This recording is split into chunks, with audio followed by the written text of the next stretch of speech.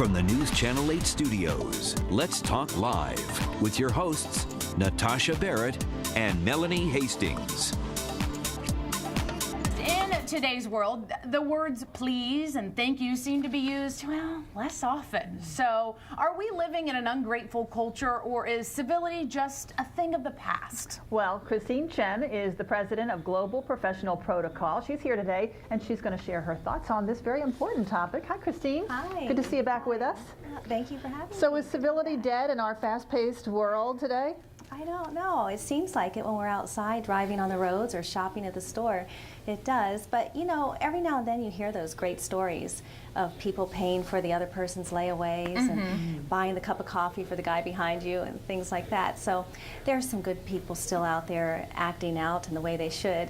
But there are an awful lot of things that are disturbing, too. Yeah, there's a new poll, a public poll, that says 94% of all Americans consider the general tone and level of civility a problem, 65% considering it to be a major problem. So something's up. Oh, yeah, yeah.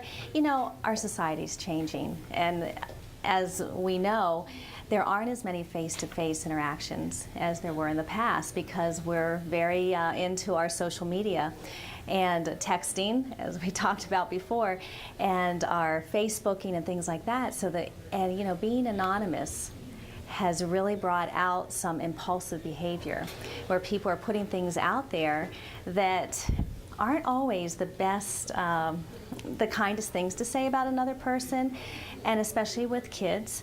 They act on impulse, they put it out there, and the world sees it, and it's there forever. Can't take it away then. No.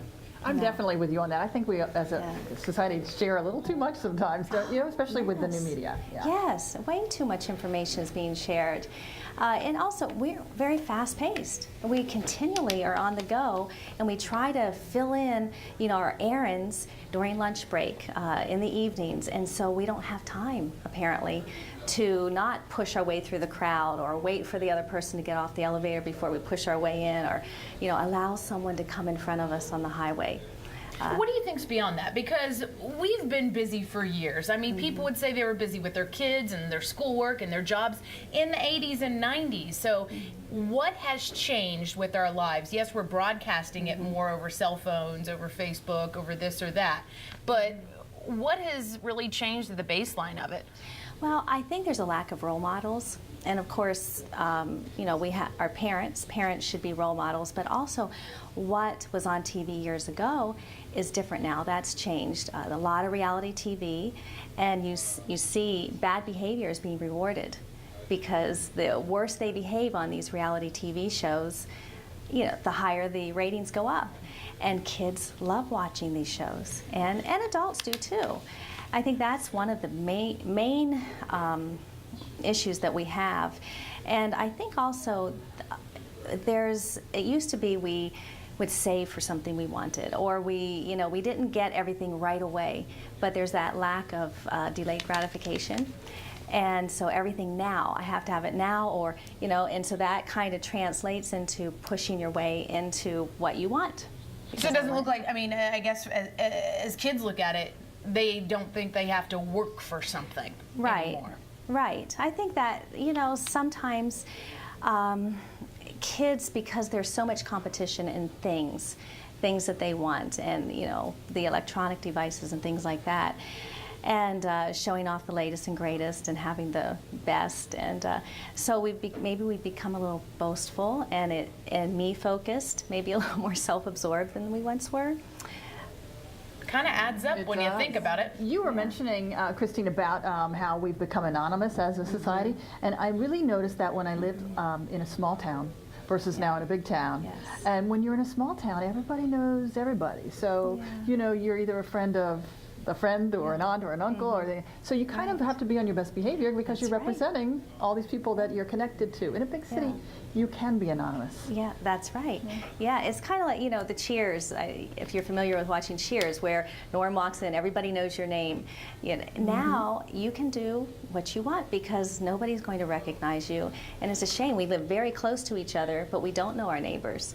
where years ago, the neighbor was a mile down the road. Things have changed. Yes, they have. Well, we're coming up on Valentine's Day next week, and this is a good time to think about spreading a little love, sharing our love. Oh, wouldn't that be nice? Yeah. Yes. Well, there was a recent poll said that most Americans would prefer to have just expressions of love rather than expensive gifts. And so, what a wonderful time to give someone or show an act of kindness to another person, even somebody you may not know.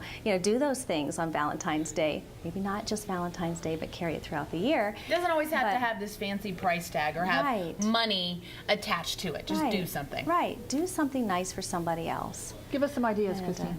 Well, as I mentioned before, I love the idea that kind of this trending thing where you pay for the person behind you. If you're going through the line at Starbucks or McDonald's, I'll pick up that person's tab, or you're going through the toll booth, if you can still find a toll booth where there's a person. Pay for the person behind you. Write a card to somebody, to a teacher, to a mentor, to somebody that was an influence in your life. Take time to do those small little things. Put a little card in the mailbox for the mailman. Just little things make a huge difference. Because we appreciate you, right? Yeah. Right. And I guess kids could get involved too. Oh, that's the whole point, that you're starting to bring these things down to the next generation so they carry it on, right? And you're their role model. Setting the example. Christine, good to have you on. Good to see you. Nice to see you too. Thank you. All right, coming up next on our show, Beyond